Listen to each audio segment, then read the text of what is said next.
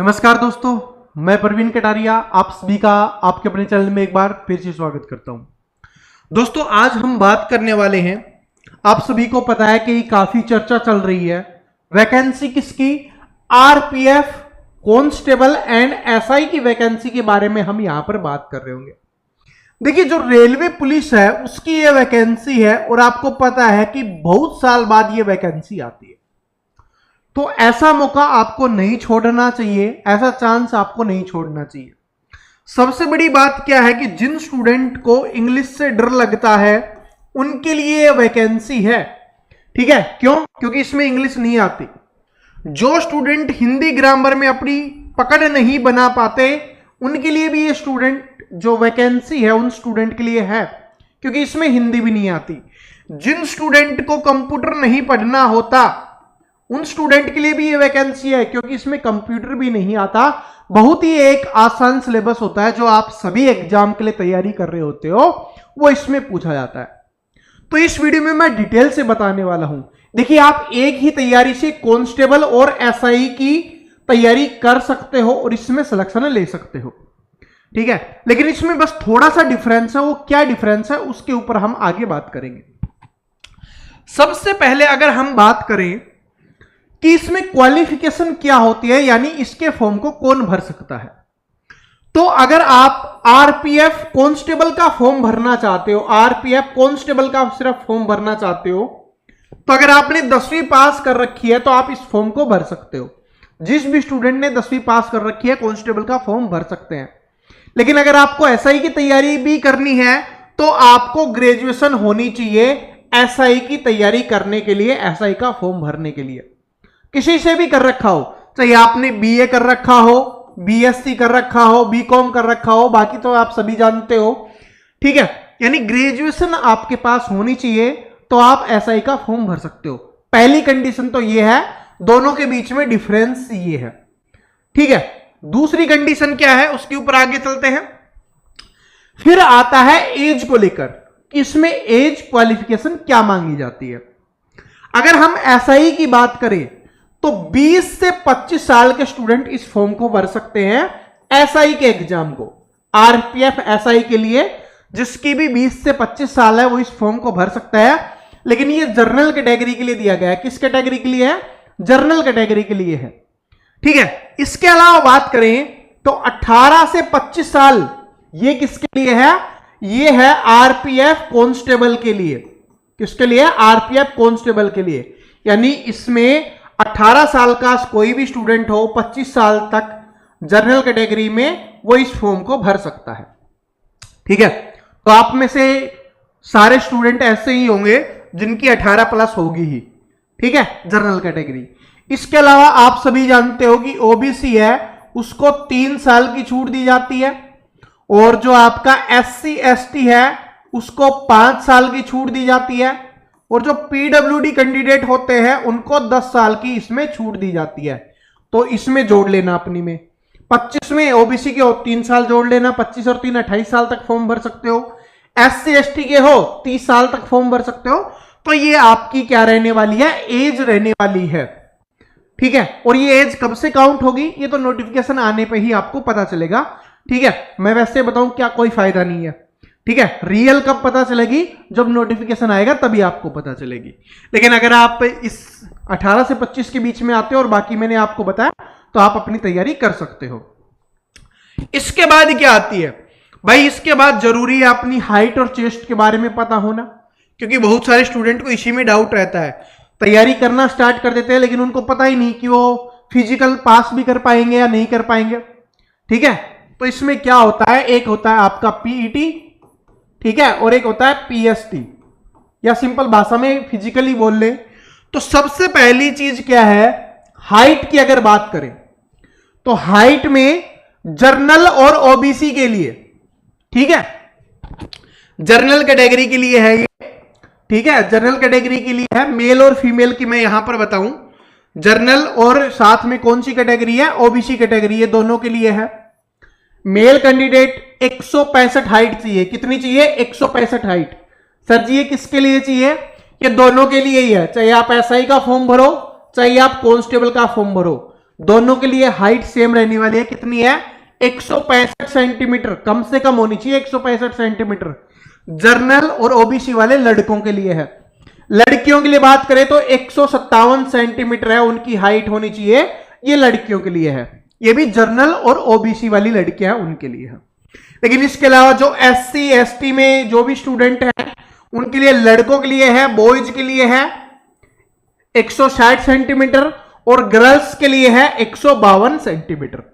ठीक है, हाइट पता चल गई। इसके अलावा चेस्ट की बात करें, लड़कों के लिए चेस्ट है 80 से 85 सेंटीमीटर और ये किसके लिए? जर्नल और ओबीसी वालों के लिए है। इसके अलावा जो एससी एसटी वाले हैं उनके लिए ये है। ठीक है, तो ये चेस्ट का भी आपको पता चल गया। ठीक है, लड़कियों को तो सिर्फ अपनी क्या देखनी है? हाइट देखनी है। जर्नल में है और ओबीसी में है तो 157 सेंटीमीटर होना चाहिए और जो एससी एसटी में है तो 152 सेंटीमीटर। लड़कों का तो ये दिख गया है। ठीक है, उसके बाद इंपॉर्टेंट चीज क्या है? उसके बाद देखिए, सबसे पहली चीज इसमें एक बीच में बता देता हूं, पहले फिजिकल की बात कर लेते हैं फिर इसके ऊपर दोबारा आएंगे। ठीक है, सिलेबस वगैरह के ऊपर बाद में आएंगे, फिजिकल की बात कर लेते हैं। फिजिकल की यहां पर बात कर रहे हैं तो लड़कों के लिए रेस, लड़कों के लिए रेस की बात करें तो 1600 मीटर रेस होने वाली है। ठीक है, 1600 मीटर रेस होगी। एसआई के लिए 6.5 मिनट का समय दिया जाएगा अगर आप एसआई का फॉर्म भरते हो तो। अगर आप कांस्टेबल का फॉर्म भरते हो तो 5:45 मिनट का समय दिया जाएगा। 5 मिनट 45 सेकंड का समय आपको यहां पर मिल रहा होगा। किसके लिए है ये कांस्टेबल के लिए है। ठीक है, तो फिजिकल बड़ा अच्छा होने वाला है। तैयारी के साथ साथ आपको फिजिकल की भी तैयारी करनी पड़ेगी, तभी आप इसमें फिजिकल क्वालिफाई कर पाओगे। ठीक है दोस्तों, ये 2-3 फिजिकल ही ऐसे होते हैं जो हार्ड होते हैं। दिल्ली पुलिस का हो गया, आरपीएफ वाला हो गया, आर्मी वाला हो गया। ठीक है, तो इसमें अच्छा खासा फिजिकल आपसे मांगा जाता है। उसके बाद अगर हम गर्ल्स की बात करें, यानी लड़कियों के लिए अगर हम यहां पर बात करें तो उनकी 800 मीटर की रेस होगी, 1600 मीटर की नहीं होगी, 800 मीटर की रेस होगी। 4 मिनट का समय दिया जाएगा जो एसआई के लिए फॉर्म भरेंगी लड़कियां उनको, और कांस्टेबल के लिए 3 मिनट 40 सेकंड का समय दिया जाएगा। ठीक है, कांस्टेबल के लिए है, ये लड़कियों के लिए।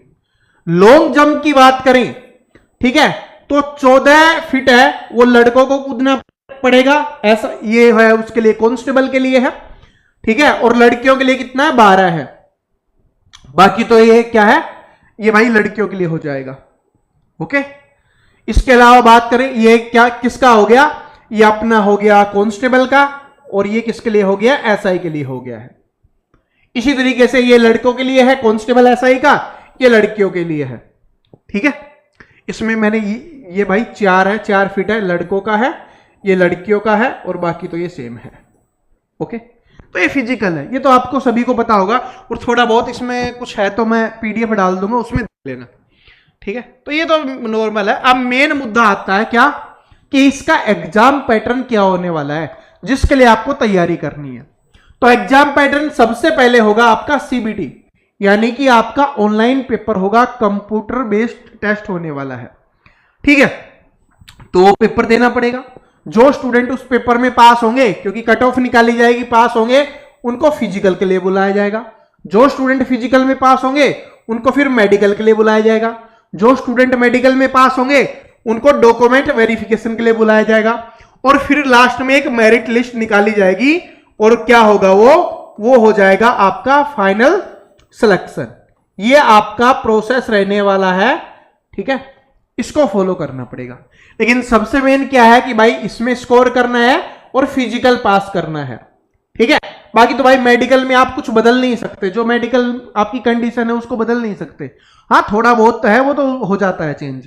ठीक है, तो आपको इस पे फोकस करना है सबसे पहले, अभी से तैयारी कर दो। अगर आरपीएफ, कांस्टेबल और एसआई में जॉब लेना चाहते हो ना, तो फिजिकल की तैयारी अभी से स्टार्ट कर दो। ठीक है, बाकी इसकी तो आप कर ही रहे होगे। अब आता है कि इसका सिलेबस क्या होता है। सिलेबस की बात करें, देखिए मैंने आपको बताया था कि वो सिलेबस होता है जो आप किसी भी एग्जाम की तैयारी कर रहे हो, सभी में सेम रहता है। कौन सा है? सबसे पहले जीके जीएस आएगा, जिसके 50 क्वेश्चन होने वाले हैं। ठीक है, जीके जीएस के 50 क्वेश्चन होने वाले हैं। मैथ्स की बात करें तो 35 क्वेश्चन होंगे। रीजनिंग की बात करें तो 35 क्वेश्चन होंगे। टोटल 120 क्वेश्चन होंगे। 120 नंबर का ये आपका रहने वाला है।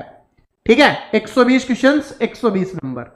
और इसके लिए समय मिलेगा 1.5 घंटे का या 90 मिनट का। आप बोल सकते हो कि 90 मिनट का समय मिलने वाला है पेपर को सोल्व करने के लिए। और इसी के साथ साथ 1/3 की क्या होने वाली है, नेगेटिव मार्किंग होने वाली है। तो ये आपका सिलेबस रहने वाला है। आप सभी जानते हो भाई जीके जीएस है वो आप सभी एग्जाम के लिए पढ़ रहे हो, मैथ है वो आप सभी एग्जाम के लिए पढ़ रहे हो, रीजनिंग है वो आप सभी एग्जाम के लिए पढ़ रहे हो, ठीक है। बाकी तो सारा सेम है, लेकिन मैथ में एडवांस मैथ बहुत ज्यादा नहीं आता, या आप बोल सकते हो कि बहुत ज्यादा हार्ड वाला इसमें नहीं आता है, ठीक है। बहुत ज्यादा हार्ड नहीं आता है, नॉर्मल आता है।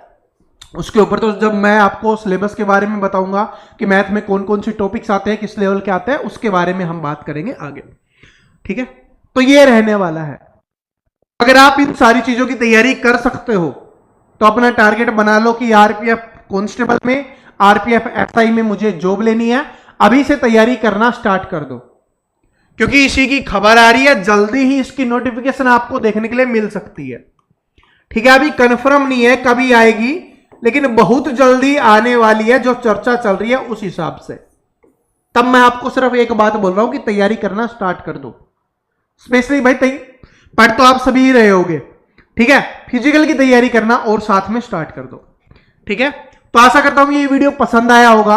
और देखिए जैसे ही कोई नोटिफिकेशन आता है, कोई अपडेट आएगी, मैं आपको जरूर बता दूंगा।